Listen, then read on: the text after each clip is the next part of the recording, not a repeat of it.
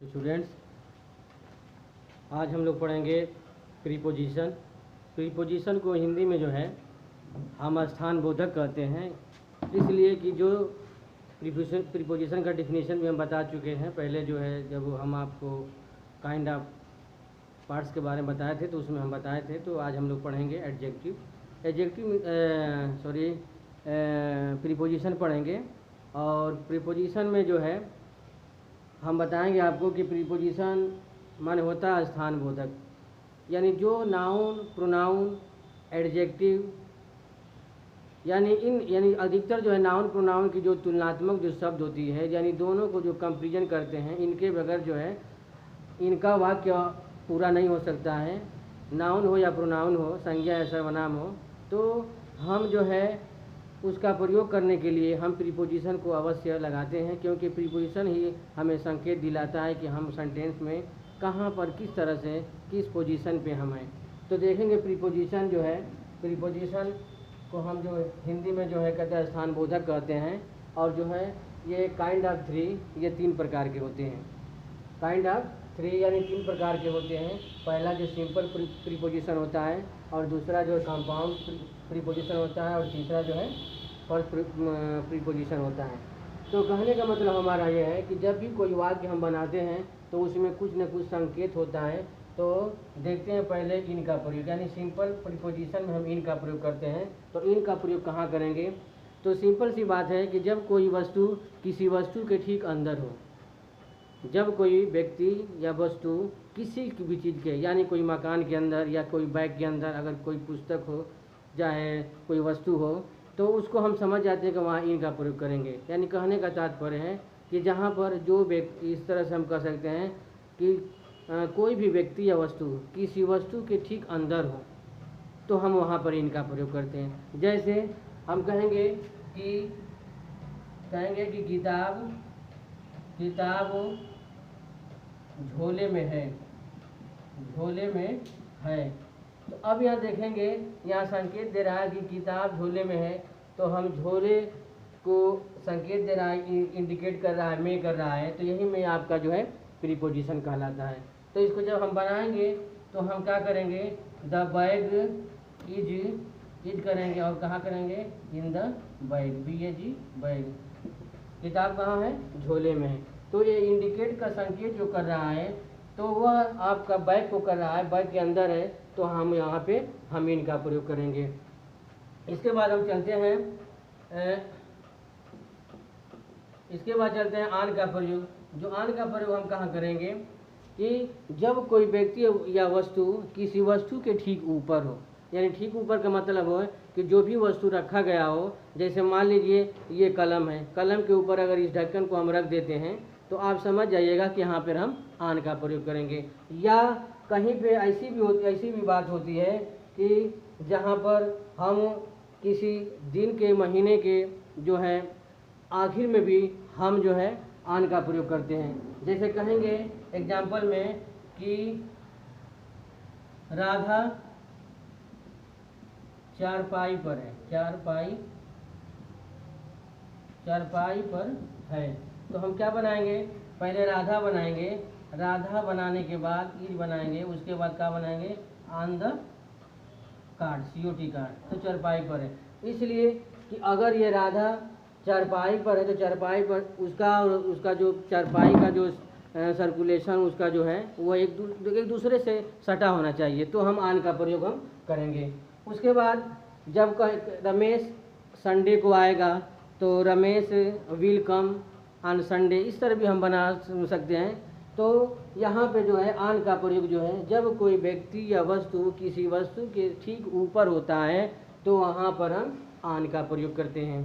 तो इस तरह से हम आन का प्रयोग करेंगे। जैसे कहते हैं कि राधा एक डेस्क पर बैठी हुई है, तो राधा का बैठना का हो, एक डेस्क पे चाहे ब्रेंच पे, इस तरह से कहते हैं, तो वहाँ पे हम समझ जाएंगे कि हम आन का प्रयोग करेंगे। जैसे एग्जाम्पल के तौर पर कि महेश कुर्सी पर बैठा हुआ है, तो महेश कुर्सी पर है, तो Mahesh is seat on the chair. तो वहाँ पर हम समझ जाएंगे कि आन का प्रयोग हुआ है। उसके बाद हम देखेंगे आन का प्रयोग में कि please put it on my table कह रहा आगे। फिर उसके बाद आगे देखेंगे कि ऑन का प्रयोग जो होता है कभी कभी जो है ऐसी अवस्था में किया जाता है कि जहाँ पर महीना हो, दिन हो और जो है कोई संकेत देता है, जैसे 15 जनवरी हुआ, राधा 15 जनवरी को आएगी, ठीक ना। तो वहाँ पे लिख देंगे कि राधा विल कर देंगे, राधा विल कब माने आएगी। उसके बाद कब आएगी तो ऑन 15 जनवरी, वहाँ पर भी हम ऑन का प्रयोग कर देते हैं। तो इस तरह से हम ऑन का प्रयोग हम लोग पढ़ लिए। इसके बाद हम पढ़ेंगे टू का प्रयोग। तो इसमें जो दिया है टू का प्रयोग, तो टू का प्रयोग होता है कि जब कोई व्यक्ति या वस्तु, कहेंगे कि जब कोई व्यक्ति या वस्तु जो है एक स्थान को छोड़कर दूसरे स्थान पे जा रहा है, यानी जैसे रमेश गाजीपुर जा रहा है। कभी कभी देखेंगे कि टू का प्रयोग होता है कि जैसे हम कोई एप्लीकेशन लिखते हैं तो वहाँ पे संकेत के लिए भी हम टू द प्रिंसिपल इस तरह कर लिखते हैं, तो वहाँ इंडिकेट करते हैं, वहाँ पे सम्मान करते हैं, तो सम्मान के लिए वहाँ भी हम टू का प्रयोग करते हैं। तो जैसे रमेश गाजीपुर जा रहा है तो या रमेश लखनऊ जा रहा है, तो जाने का जो है रमेश जब कहीं ना कहीं से जाएगा, किसी स्थान पे जाएगा, तो वहाँ पर ये होता है कि कुछ न कुछ जो है दूरियां उन लोगों की बनेगी, वो स्थान को छोड़ेगा, उस स्थान को छोड़कर जब दूसरे स्थान पर जाएगा तो वहाँ पर हम टू का प्रयोग करेंगे।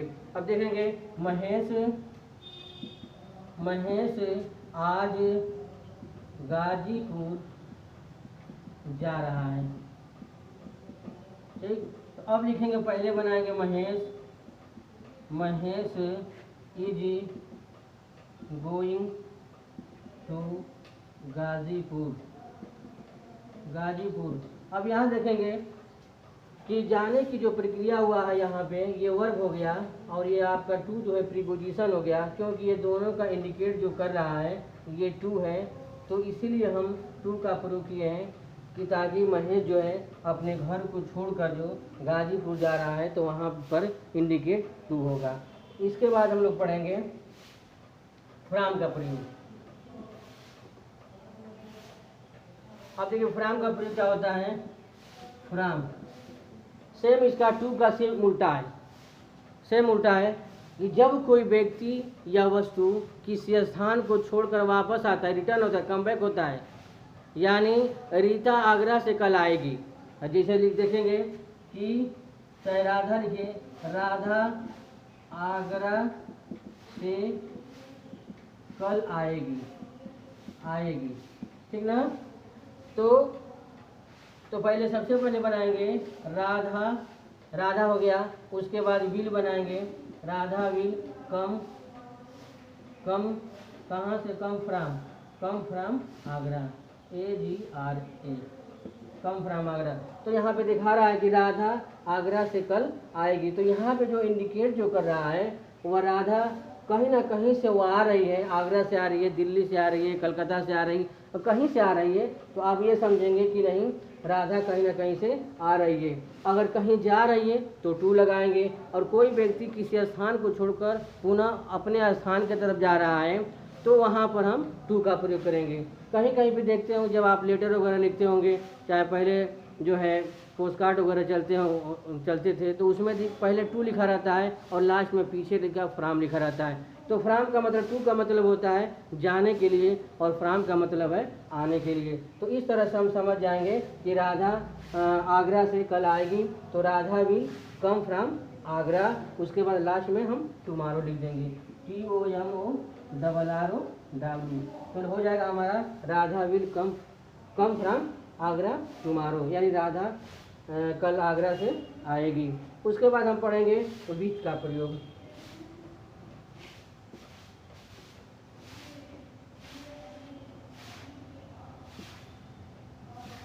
विथ का प्रयोग मतलब होता है साथ। जब हम कोई ना कोई किसी के साथ कोई भी कार्य किया जाता है तो हम समझ जाते हैं कि हम वहाँ विथ का प्रयोग होता है। या किसी के साथ हम कहीं जाते हैं तो वहाँ पर हम क्या करेंगे, तो विथ का प्रयोग करते हैं। जैसे राधा, देखिए रेखा कल रेखा कल अपनी माँ के साथ बाजार जाएगी। अब देखिए कह रहा आगे कि रेखा कल अपनी माँ के साथ बाजार जाएगी। तो सबसे पहले यहाँ देखेंगे साथ आ गया है, जहाँ पे जैसे हम चाकू से क्या करेंगे, सब्जी को काटेंगे। जैसे राधा चाकू से सब्जी को काटती है या काट रही है, तो उसी तरह से जो है जो दोनों की तुलनात्मक जो होता है, चाहे कोई भी चीज़ हो, चाहे कोई वस्तु हो, चाहे कोई व्यक्ति हो, दोनों में एक दूसरे से कंपैरिजन होता है, तो वहाँ हम समझ जाते हैं कि वहाँ पे हम साथ का प्रयोग होता है। इसलिए हम समझेंगे कि विथ का प्रयोग वहाँ पे होता है। तो सबसे पहले बनाएंगे राधा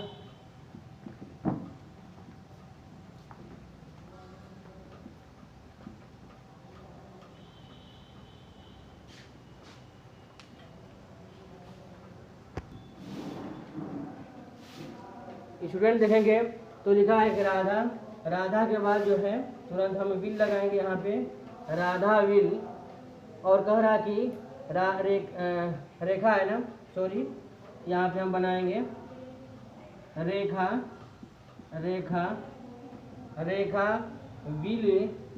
विल। ये फ्यूचर जो है इंडेफिनिट टेंस है, तो रेखा विल कहाँ जाएगी, गो टू, कहाँ जा रही है, मार्केट,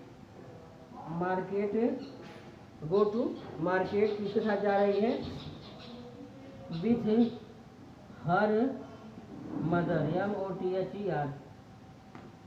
तो यहाँ पर देखेंगे कि ये जो है फ्यूचर इंडेफिनिट टेंस है। जब हम इसको बनाए हैं तो Rekha will go to market with her mother, यानी जब कोई व्यक्ति किसी न किसी के साथ जाता है तो वहाँ पे हम जो है हर का प्रयोग करते हैं। तो यहाँ पे देखेंगे कि Rekha will go to market with her mother.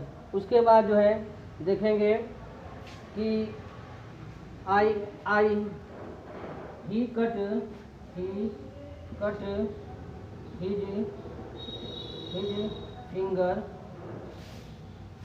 Finger with a knife, KNIFE, knife.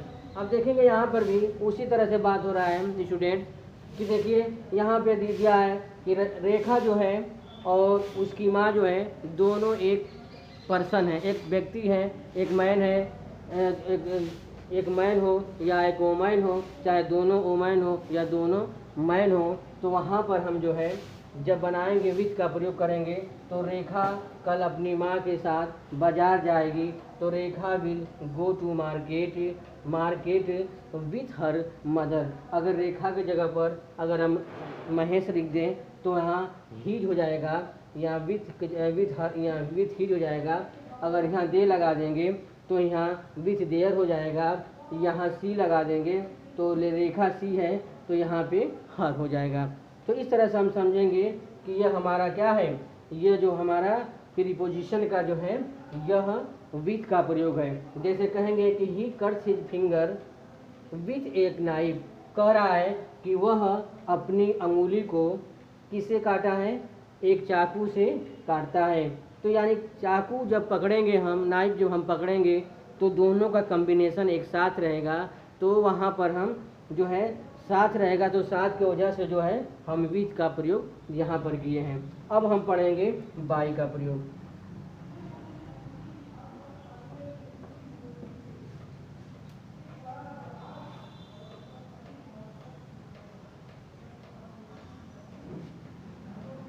अब देखिए स्टूडेंट्स, कहने का मतलब हमारा ये है कि बाई का प्रयोग कहाँ करते हैं। बाई का मतलब होता है सेम, द्वारा होता है। यानी जब कोई व्यक्ति किसी के द्वारा कोई भी कार्य को करता है तो हम समझ जाते हैं कि वहाँ पर हम बाई का प्रयोग करते हैं। तो यहाँ पर जो है बाई मीन्स होता है द्वारा। तो कहने का मतलब है कि जैसे लिखेंगे कि रमेश साइकिल से स्कूल जा रहा है। अब देखिए कहने का मतलब हमारा यह है कि रमेश साइकिल से क्या कर रहा है, स्कूल जा रहा है।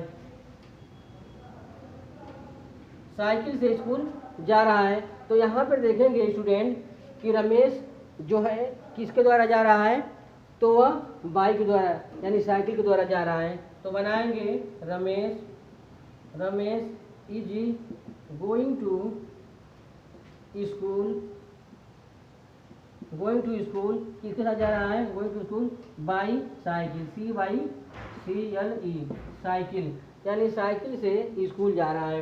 तो यहाँ पर देखेंगे अब जब आप एक चीज़ से पैसा जब आप पढ़ते हैं तो उसमें भी दिया गया है कि रमेश राइट्स ए लेटर, तो उसमें जब हम पैसिवाइज भी बनाते हैं तो उसमें बाई का हम प्रयोग करते हैं। तो किस तरह से बनाएंगे कि रमेश राइट्स ए लेटर, तो ए लेटर इज हो जाएगा, a letter is being written by Ramesh, Dinesh, Suresh, जो भी जिसका नाम रहेगा उसको हम रख देंगे। तो वहाँ पर ये देखेंगे कि रमेश साइकिल से स्कूल जा रहा है, तो Ramesh is going to school किसके द्वारा जा रहा है, बाई साइकिल के द्वारा जा रहा है। तो हम इस तरह से जो है सेंटेंस को बनाएंगे, चाहे कोई भी प्रीपोजिशन हो, चाहे वहाँ पे आन का प्रयोग हो, चाहे इन का प्रयोग हो, यहाँ पे टू का प्रयोग हो, तो वहाँ पर हम अक्सर देखते हैं जैसे कहने का मतलब हमारा ऐड का प्रयोग होगा। ऐड का प्रयोग का मतलब ये है, इसको बता दे रहे हैं, उसमें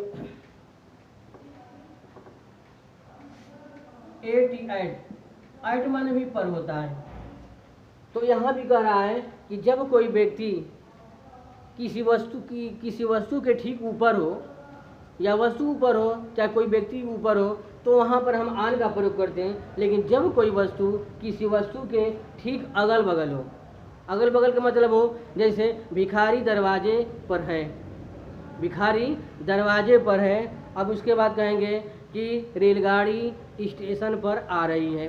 तो अब कहने का मतलब यह है, वहाँ पे देखेंगे कि जब कोई रेलगाड़ी आती है तो वह स्टेशन पर नहीं आती है, वह पटरी पर आती है, तो वहाँ पर हम ऐड का प्रयोग करेंगे। ठीक उसी तरह से है, भिखारी दरवाजे पर भीख मांग रहा है, तो कहने का मतलब है कि द बेगर इज बिगिंग कर रहा है एट द डोर, इसलिए कि जब भिखारी किसी दरवाजे के ऊपर चढ़ जाएगा या उसके ऊपर बैठ जाएगा, तो यदि उसकी हरकत को देखकर अगर उस घर के लोग देखेंगे तो उसे भीख न देकर उसे डंडे से क्या करेंगे, प्रहार करने लगेंगे। तो इसलिए हम कहेंगे कि गाड़ी स्टेशन पर आ रही है, तो बनाएंगे कि द ट्रेन इज कमिंग माने आ रही है, और कहाँ आ रही है, एट द स्टेशन। तो यहाँ पर हम देखेंगे कि हम ऐड का प्रयोग बहुत आसानी तरीके से हम कर सकते हैं। इसी तरह से कहेंगे कि द बेगर इज बिगिंग,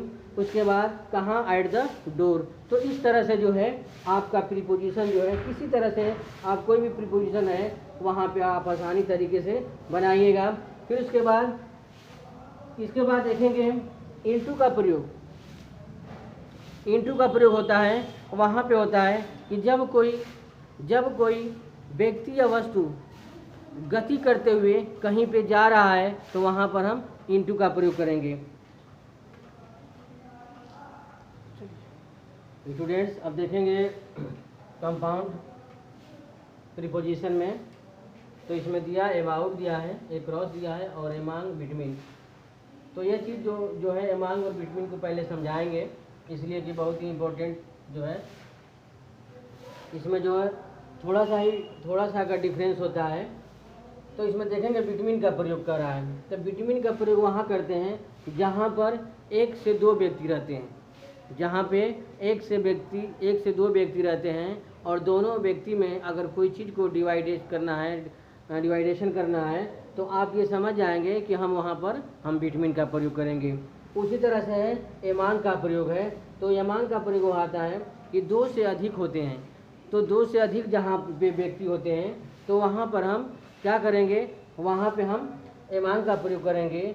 और दो से अधिक 2, 4, 5 ऐसे करके होने के बावजूद भी अगर वहाँ पे 10 से 15 लोग की जनसंख्या ज़्यादा हो जाती है तो वहाँ पर हम एमोस्ट का प्रयोग करते हैं। तो अब देखेंगे एग्जाम्पल में देखेंगे बिटवीन का कि the Apple was divided between Mahesh and Mukesh.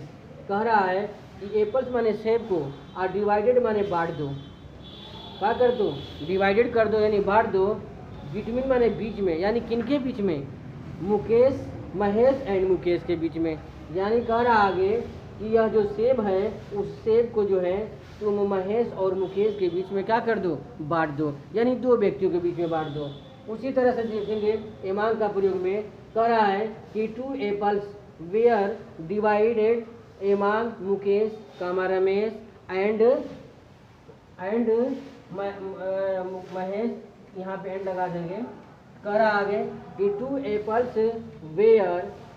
Apples were divided among Mahesh Ramesh and Mukesh के बीच में, यानी कहने का मतलब है कि दो सेबों को जो है, दो सेबों को किनके बीच में बांट दो, डिवाइड कर दो, महेश रमेश और मुकेश के बीच में डिवाइड कर दो। तो वहाँ पर हम एमांग का प्रयोग करेंगे, यानी दो से अधिक के लिए हम एमांग का प्रयोग करेंगे। इसके बाद करा कि एमांगिस्ट का प्रयोग वहाँ करते हैं जब दीजिए 20 apples will be divided amongst 10 boys. कह रहा आगे कि ये 20 जो सेबें हैं, जो सेब हैं उसको डिवाइड कर दो, किसमें, इन 10 लड़कों में, यानी 10 लड़कों में क्या कर दो, डिवाइड कर दो। तो इस तरह से जो है आपका प्रीपोजिशन रहेगा। अगर इस किसी तरह का बोर्ड की परीक्षा में चाहे किसी भी एग्जाम में ये प्रीपोजिशन बहुत ही इम्पोर्टेंट है। कहीं ना कहीं आपको जो है इसका जो है एग्ज़ाम बराबर होता रहता है, तो इसको आप भली भांति से तैयार करेंगे। इसके बाद जो है हम नेक्स्ट पढ़ाएंगे, स्टूडेंट्स अब पढ़ेंगे हम लोग 3rd नंबर पे जो दिया है फर्स्ट प्रीपोजिशन। पहला हम लोग पढ़ लिए सिंपल पढ़े प्रीपोजिशन, दूसरा कंपाउंड प्रीपोजिशन पढ़े और तीसरा जो है फर्स्ट प्रीपोजिशन पढ़े। फर्स्ट प्रीपोजिशन में अक्सर कारण वाली बात आती है। जब कोई व्यक्ति या वस्तु जो मतलब जब किसी न किसी घटना की बात होती है या किसी की इच्छा की बात हो रही है या कहीं ना कहीं सफलता की कोई बात होती है, तो वहाँ पर हम जो है वह जो है फर्स्ट प्रीपोजिशन का क्या करते हैं, प्रयोग करते हैं। तो वहाँ पे अकॉर्डिंग टू दिया, इन स्पिरिट ऑफ दिया है, ऑन अकाउंट ऑफ दिया है, इन फ्रंट ऑफ मी दिया है, इस तरह से दिया है। तो हम पढ़ेंगे अकॉर्डिंग और उसके बाद अकॉर्डिंग का पढ़ेंगे, ऑन अकाउंट ऑफ का पढ़ेंगे।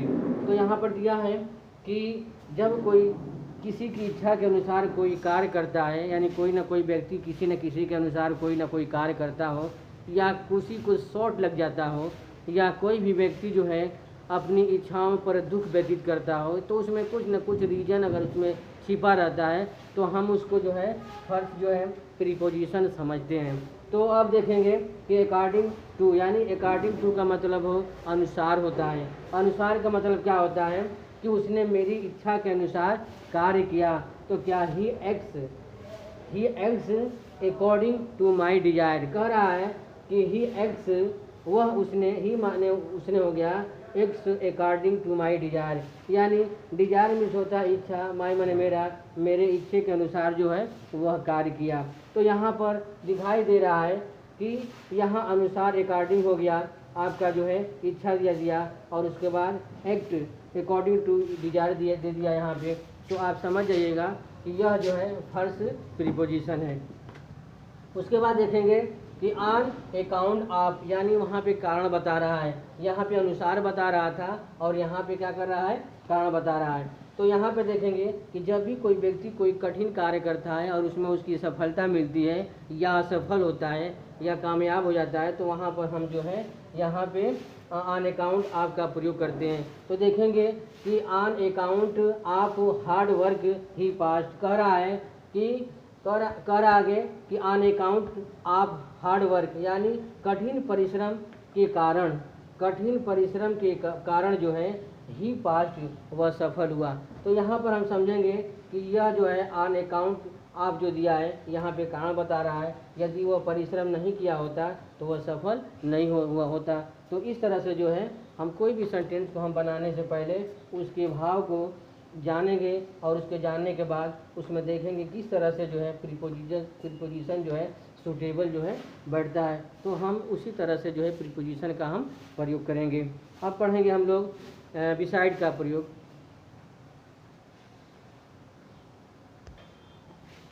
स्टूडेंट्स से पढ़ेंगे हम लोग बिसाइड का प्रयोग। अब देखिए इसमें दो होता है, एक बिसाइड होता है, एक बिसाइड्स होता है। इसमें यस लगा देंगे तो ये दोनों का जो है दोनों में अंतराल हो जाएगा।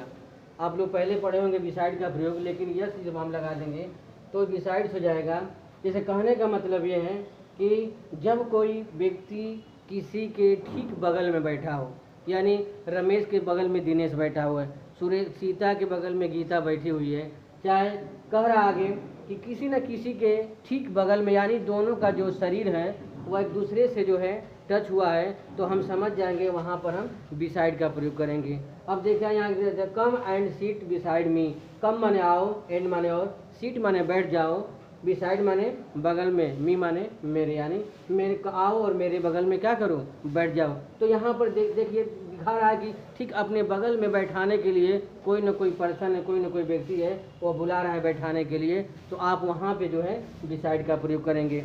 अब देखिए बिसाइड का प्रयोग हम यस जब लग जाएगा उसमें तो कहाँ करते हैं, तो अतिरिक्त के लिए करते हैं।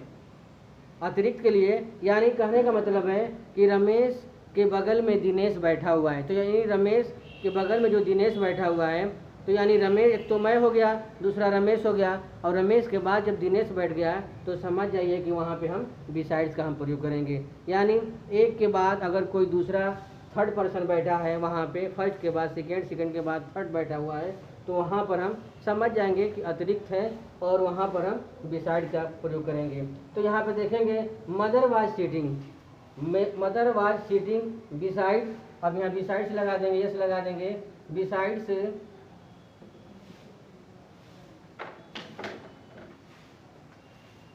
बिसाइड लगा देंगे, तो यहाँ पर देखेंगे कि beside mother was beside, mother was sitting beside my sister, mother माने माता हो गया, सीटिंग माने बैठी हुई है, बैठ रही है, ठीक ना। उसके बाद कहाँ बैठ रही थी, बिसाइड माई सिस्टर, कह रहा है कि माता जी मेरी बहन के बगल में बैठ रही थी, यानी यहाँ बता रहा है कि mother was sitting beside my sister, माता जी मेरी बहन के बगल में जो है क्या बैठ रही थी, यानी मैं तो बैठा ही था, उसके बाद मेरी माँ आई, उसके बाद आने के बाद जो है वो मेरी बगल में नहीं बैठकर मेरी बहन के बगल में बैठ गई, तो वहाँ पर हम बिसाइड का प्रयोग करेंगे।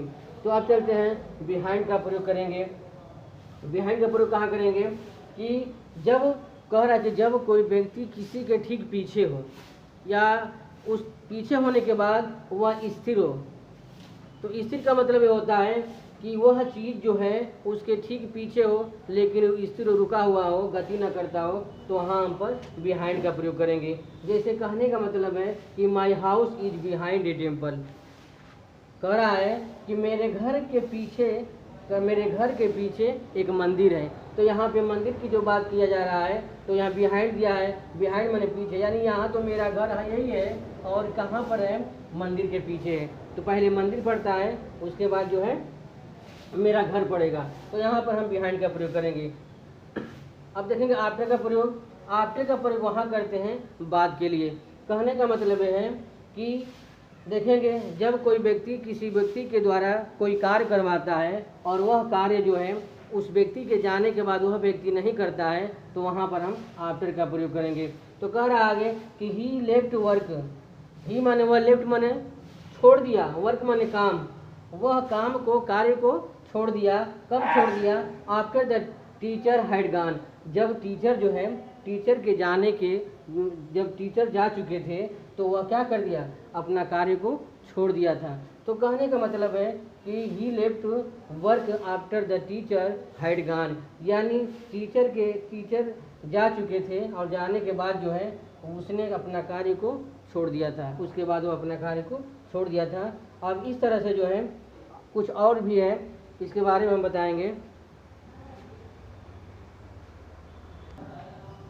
स्टूडेंट्स, अब हमारा जो चैप्टर है प्रीपोजिशन जो है, फर्स्ट पार्ट जो है वो समाप्त हो गया है। ये पार्ट जो था ये फर्स्ट था, ठीक ना, फर्स्ट था। इसके बाद हम जो है नेक्स्ट सेकेंड पार्ट है उसमें जो प्रीपोजिशन बच गए हैं उनको हम पढ़ाएंगे। और जो है किसी तरह से कोई भी प्रीपोजिशन में अगर किसी तरह कोई परेशानी हो, न समझ में आता हो, तो आप जो ज़रूर कमेंट बॉक्स में लिखिए। विद्यालय परिवार की तरफ से जो भी टीचर रहेंगे आपको बढ़िया से बढ़िया बताने के लिए बताएंगे, और हम तो ही बताएंगे ही, लेकिन आप बढ़िया से बढ़िया जो है आप जो है अपना नोटबुक तैयार करेंगे और अच्छी तरह से पढ़ेंगे। Welcome, Siddharth public inter college आपका हमेशा स्वागत करता है। थैंक यू, धन्यवाद।